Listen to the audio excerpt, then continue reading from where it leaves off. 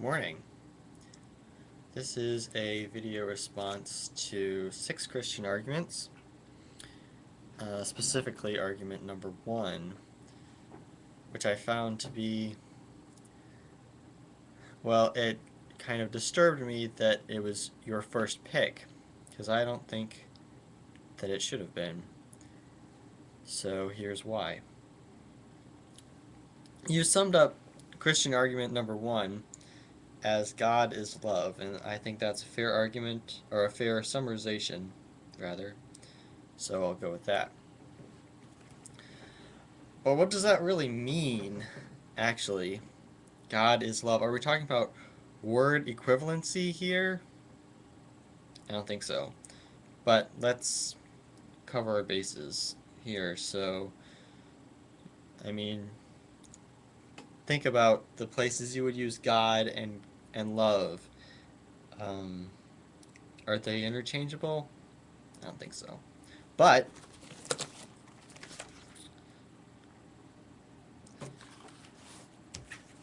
perhaps maybe they could be. In the beginning, when love created the heavens and the earth was a formless void, and darkness covered the face of the deep, while a wind from love swept over the face of the waters. That sounds better already, doesn't it? But I don't think that's what we're talking about. So let's go on. Maybe what they really mean to say is that God is loving, or God is a compassionate God, God is a forgiving God. I can see that one. However, that is just a descriptor. It's not, it doesn't convince me that the God exists any more than saying Thor is the god of thunder. Convince me that Thor exists. It's just a descriptor. It's not evidence. Moving on. So let's get right down to it. This is what I really think that they're trying to get at, is sort of a hijack. So everybody experiences love. Parent for child, child for parent, siblings for siblings, husband and wife, what have you, love. So,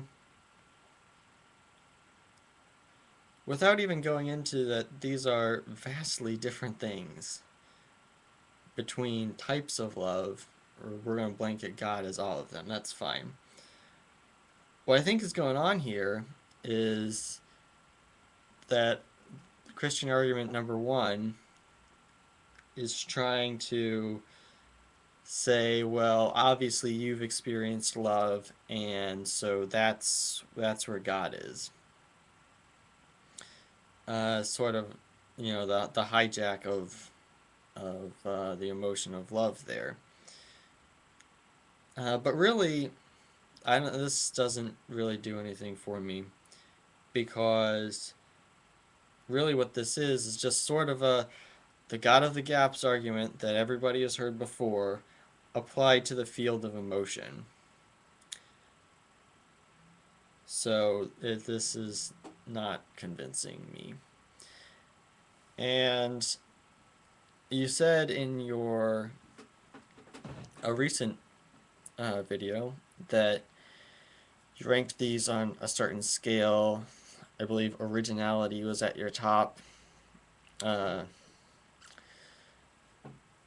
If you really haven't heard this one before, that surprises me, but perhaps maybe originality should have been a little lower on the list, and well, you said it won by default, so I guess I can't really blame you for that. Anyway, just wondering what you thought of that. I'm out.